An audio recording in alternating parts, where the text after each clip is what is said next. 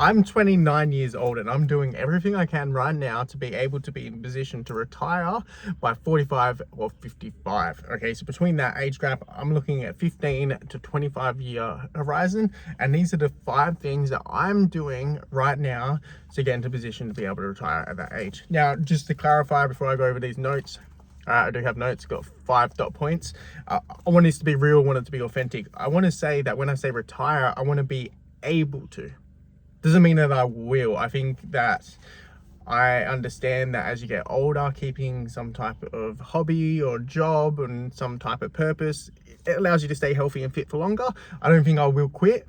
I just don't want to be reliant on people. I don't want to be reliant on a job. I don't want to be forced into it. I work with some guys, you know, they're heading on 60 and they have to be at their work because they're forced into it. They still have their mortgages. They still have everything like that. And that's not where I'm going to be in 15 to 25 years. 25 years, I want to be like sorted. This is basically 15 years I'm making these. Okay, so the first thing is, this is so simple, but so many people don't do it. And I've got a great example in this video that you can see right now. Okay, so that is live within your means. And what I'm doing right now is I'm a new dad. I have a young family and we upgraded my wife's car about like a year ago because we didn't really have a car that was appropriate to have a baby seat. But my car, the one that I'm filming this video in, it is a small runaround car and I could easily upgrade, but I don't need to and I don't want to, because the money that I would put towards like buying a car, I've got in investments. The money that I could put on a car loan, I'm keeping margin within my budget to invest. And this is just one example. Even our house, we have like a house that was within our means. I know so many people that are house broke and they're working so hard, they're working overtime just to pay their mortgage. Like just to pay their mortgage, not even to go on holidays and do this extra stuff, just to live. They honestly got handcuffs attached to their house because they bought more than what they could necessarily afford. And if you live within your means, you create more margin within your life, and when you have more margin, you're able to invest more into your future. And that's, I'll drive this car until it breaks, but it won't break because I put an appropriate amount of money away every month to be able to get it serviced, because honestly it saves me money in the long run.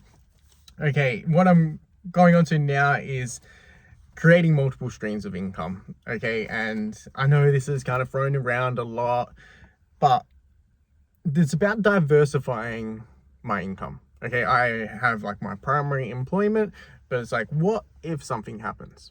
Okay, I think my job is fairly like AI proofed, but I know that's going to be a problem for a lot of people, arising that AI is going to be taking over a lot of jobs in the workforce, especially in the next like 5 to 15 years. But my job is fairly AI proof because of the nature of being a first responder.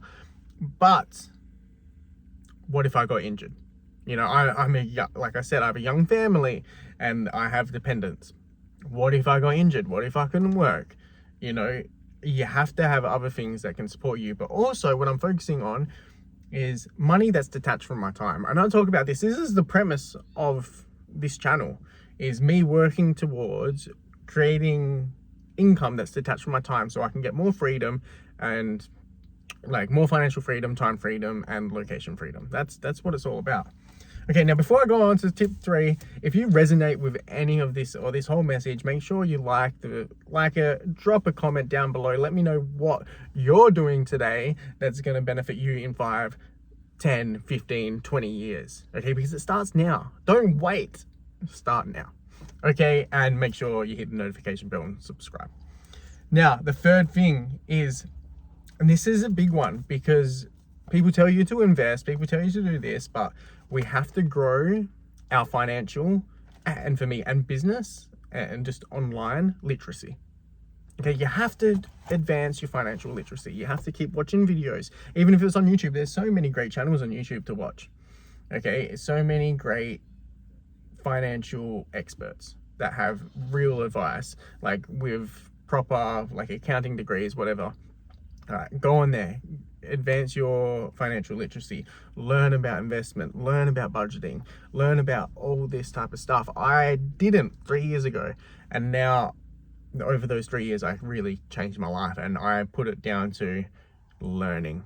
Mainly learning, but then also applying, because you can have the financial literacy, you can have the business literacy, you can have like the online knowledge, but if there's no application, well, then it's not applied. If it's not applied, there's no point of it. Okay, so now moving on. Point 4. Make sure you stay around. Point 5 is the most important one. Point 4 is diversifying my investments. Okay, so when I invest in like stocks, it's ETFs, because naturally ETFs are diversified, but I'm from Australia, so I invest in Australian ETF, I invest in the S&P 500, and then I invest in global shares. So already that's quite diversified, but now I'm investing in myself, right? I'm investing in my house. I make sure I'm maintaining it. It's not just invest in the stock market. It's investing across multiple different investments, diversifying it, and not just putting all your eggs in one basket, because the market can drop. It could hit the 15 years when I planned on, being at a stage of retire, and we could have a market crash. And if I got all my eggs in the stock market, well, then I wouldn't be having a great time in 15 years. But if I've got some in my house, or maybe renting, if I've got it into my own business that I'm working on developing, I've developed my communication skills, I've developed a personal brand. So you got to diversify yourself, and I don't just mean like put it in an ETF, because ETF is diversified across different things.